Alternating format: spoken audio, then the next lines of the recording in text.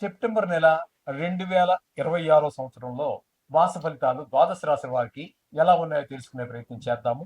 ముందుగా ఈ శ్రావణ మాసం ఈ సెప్టెంబర్ మాసంలో వచ్చేటటువంటి ముఖ్యమైన పండుగల గురించి మనం ప్రస్తావిస్తూ ఉన్నాము. ఇప్పుడు కూడా వాటి గురించి ఏ ఏ పండుగలు రాబోతున్నాయి అనేది తెలుసుకుందాము. వాటి యొక్క ప్రాముఖ్యత తరువాత ఎపిసోడ్లో మనం ఆధ్యాత్మిక విషయాల్లో మనం చెప్పుకోవడం జరుగుతుంది. తప్పకుండా చెప్పుకుందాము. ఎందుకంటే పండగ చేసుకుంటున్నాము, ఏదో అల్లుడిని పిలుస్తున్నాము, ఇట్లా చేస్తున్నాము, కరెక్టే.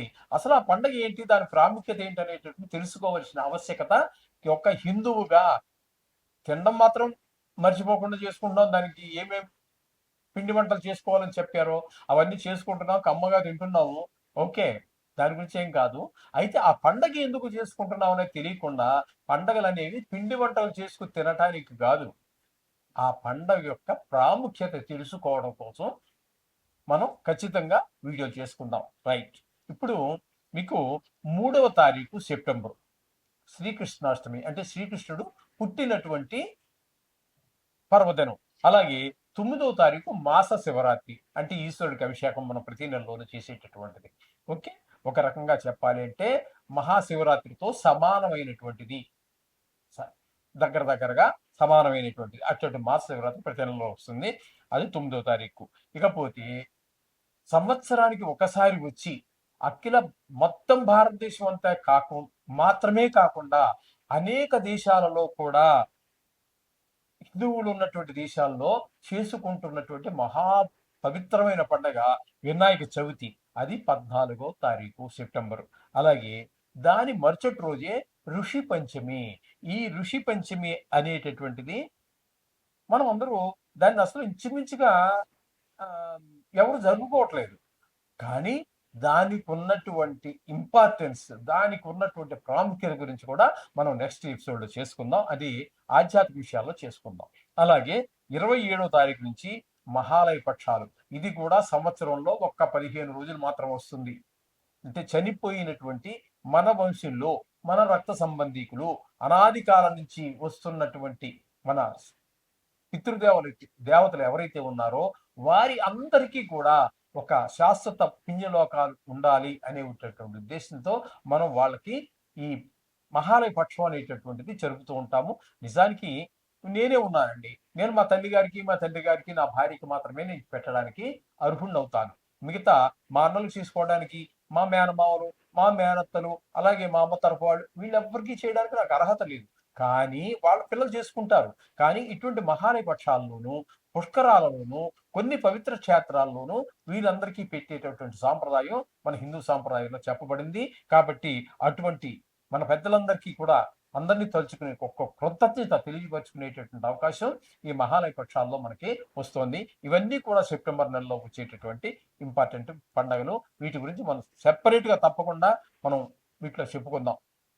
ఇదివరకు చెప్పేసినవి ఉన్నాయి. వినాయక చవితి ఉంది, 3-4 సంవత్సరాలు చెబుతూనే ఉన్నాం. అటువంటి దాన్ని వదిలిపెడదాం.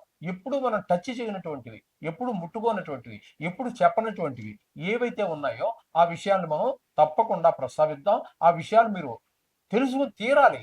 మన పండగ పిండి వంటలు చేసుకుని తినడానికి, డప్పులు కొట్టేసి వాటి ముందు ఎగరడానికి కాదు. పండగ దేనికి వచ్చింది, దాని ప్రాముఖ్యత ఏంటనేది తెలుసుకోవాల్సిన బాధ్యత ప్రతి హిందూ మీద ఉంది. ఓకే, ఇప్పుడు ధనురాశి వారికి సెప్టెంబర్ నెల 2026 సంవత్సరంలో మాస ఫలితాలు సశాస్త్రీయంగా తెలుసుకునే ప్రయత్నం చేద్దాము. ఇక్కడ ఈ ధనురాశి వారికి చతుర్థంలో రాహుగ్రహ సంచారం జరుగుతున్నది.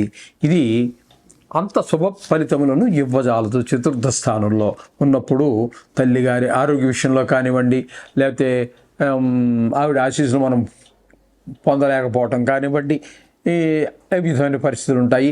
అలాగే విద్య, భూమి, గృహము, వాహనము, మన స్వభావం ఇత్యాది విషయాల్లో కొంచెం రాహు 4వ స్థానంలో ఉన్న కారణంగా మనకి అన్ని ప్రతికూలంగానే ఉంటాయి. ముఖ్యంగా 4వ స్థానంలో రాహు ఉండటం వలన ముఖ్యంగా ఈ రియల్ ఎస్టేట్ వ్యాపారస్తులకి, వాహన వ్యాపారస్తులకి, అంటే కొంతమంది కొత్త వాహనాలు అమ్ముతూ ఉంటారు, కొంతమంది సెకండ్ హ్యాండ్ వాహనాలు కొని వాటిని రిపేర్ చేసి కొంత లాభం వేసుకుని అమ్ముతుంటారు. అటువంటి వారికి పూర్తిగా ప్రతికూలమైనటువంటి ఫలితాలే రాహువు వల్ల ఏర్పడుతూ ఉన్నాయి ఈ మాసంలో. అలాగే పంచమ స్థానంలో శనిగ్రహం వక్ర సంచారం వలన సంతానం మీద దుష్ప్రభావం పడుతుంది. చదువులో శ్రద్ధ తక్కువ, ఆటల్లో శ్రద్ధ ఎక్కువ, చెడు స్నేహాల మీద కొంత చెడిపోయేటువంటి అవకాశం కూడా ఉంటుంది.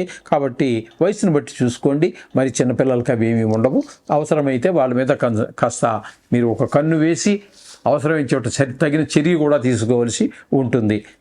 ఈ శని పంచమ స్థానంలో ఉండటం వలన.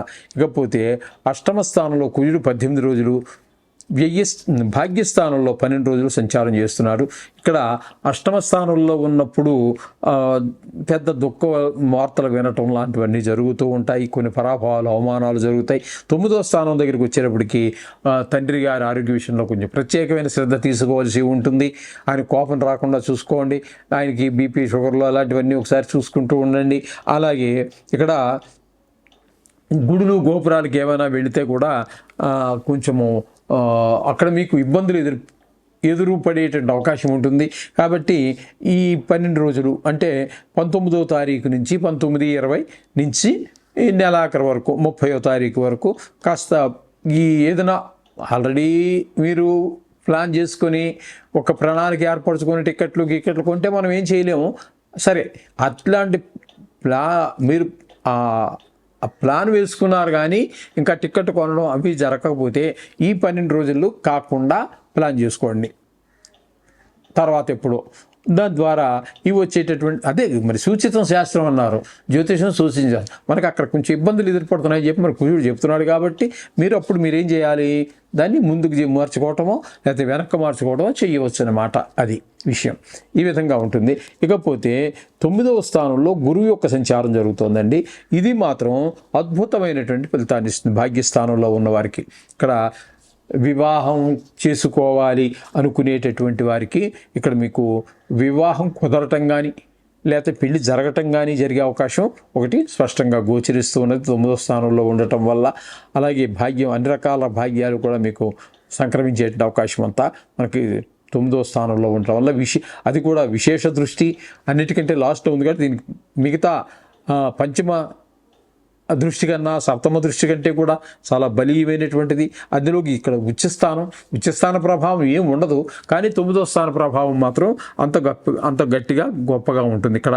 ఇకపోతే బుధుని యొక్క సంచారం తీసుకున్నట్టయితే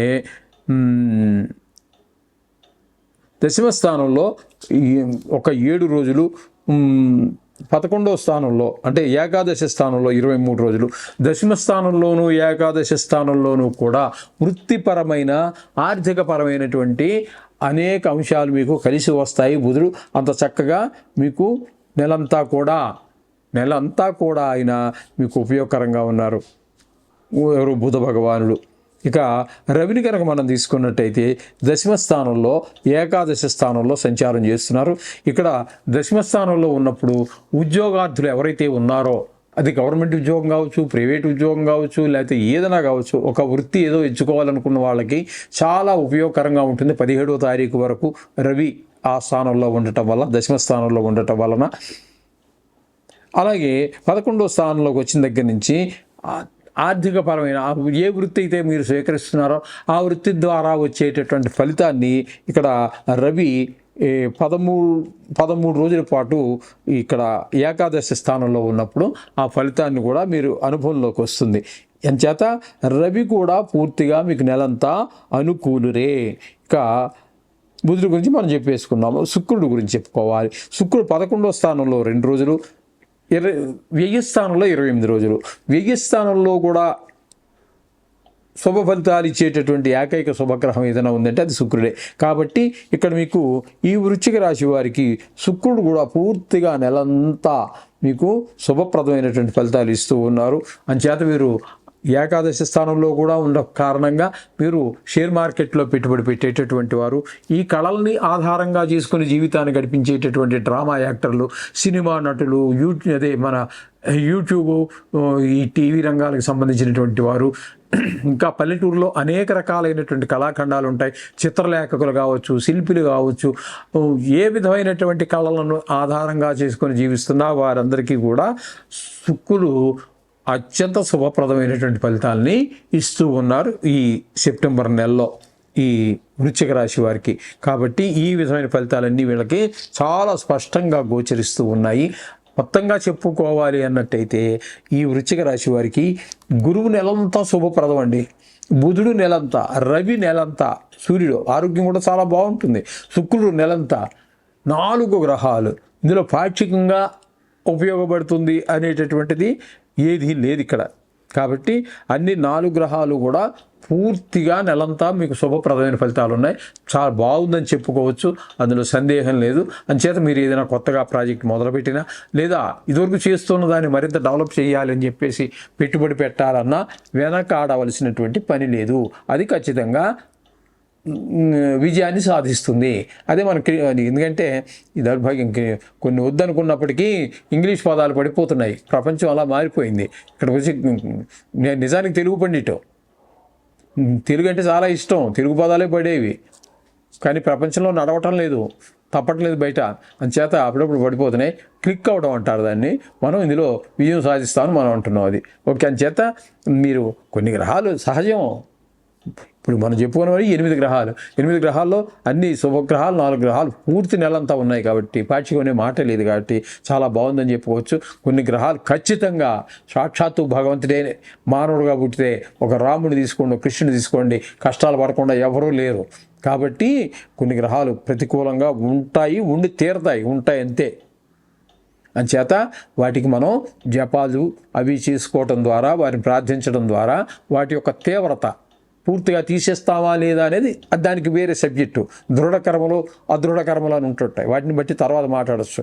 ఇక్కడ ఏంటంటే మనం ఎంత దృఢంగా ఉన్నప్పటికీ కొంత శాంతింప చేయగలము జపాల ద్వారా, హోమాల ద్వారా, వాటిని ప్రార్థించడం ద్వారా. అంచేత మీరు ఖచ్చితంగా నవగ్రహ జపాన్ని, అదే శ్లోకాలు కానివ్వండి, ఏదో ఒకటి మీకు వచ్చింది, మనం ఇదివరకు చాలాసార్లు చెప్పడం జరిగింది, దాన్ని మాత్రం విడిచిపెట్టవద్దు.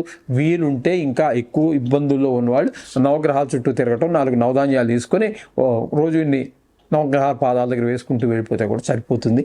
ఇందులో ఇంకా అదృష్టం ఏంటంటే శనికి సంబంధించినటువంటి ఏమైనా ఇబ్బందులు ఉన్నట్టయితే శని ఏకాదశులు, శని త్రయోదశులు అవన్నీ ఉన్నాయి కదా, అటువంటి చేసుకోండి. శుభం, మీకు అన్ని శుభాలు జరుగుతాయి. శుభం భూయాత్.